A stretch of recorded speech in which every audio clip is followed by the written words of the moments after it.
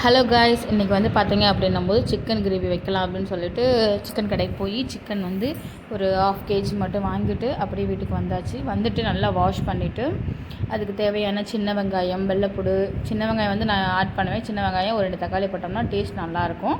எப்படி பண்ணுறன்றதை பாருங்கள்.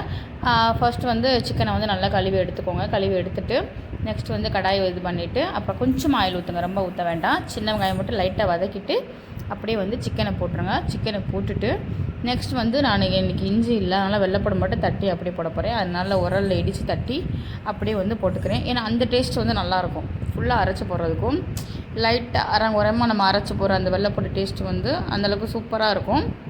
அதுக்கப்புறம் வந்து பார்த்திங்கன்னா ஒரு 2 தக்காளி வந்து நான் கட் பண்ணி ஆட் பண்ணிவிட்டு கொஞ்சம் நேரம் நல்லா வேக விட்டுட்டு அதுக்கப்புறம் வெந்ததுக்கப்புறம் பார்த்திங்க அப்படின்னும்போது சிக்கன் பொடி போட்டு அப்படியே வந்து ஏன்னா இதில் ஆயில் எதுவுமே தேவையில்லை, லைட்டாக மட்டும் ஊற்றிருக்கோம். இன்னொன்று சிக்கனில் அதுவே கொடுக்கும். அதுக்கப்புறமா சிக்கன் பொடி போட்டு நல்லா வதக்கிட்டு ஒரு 10 நிமிஷம் மட்டும் அப்படியே ஒரு லோ ஃப்ளேமில் வைங்க. நல்லா கொதி வந்தோடனே சூப்பராக இருக்கும். லைட்டாக மிளகு பொடி போட்டு இறக்குங்க, அவ்வளோ டேஸ்ட்டாக செம்மையாக இருக்கும். நல்லா கொதிக்கவும் பார்த்திங்கன்னா சுற்றி எண்ணெய் பிரிஞ்சு அண்ட் டேஸ்ட் வைஸ் வந்து உரப்பாக டேஸ்ட்டாக சூப்பராக இருக்கும்.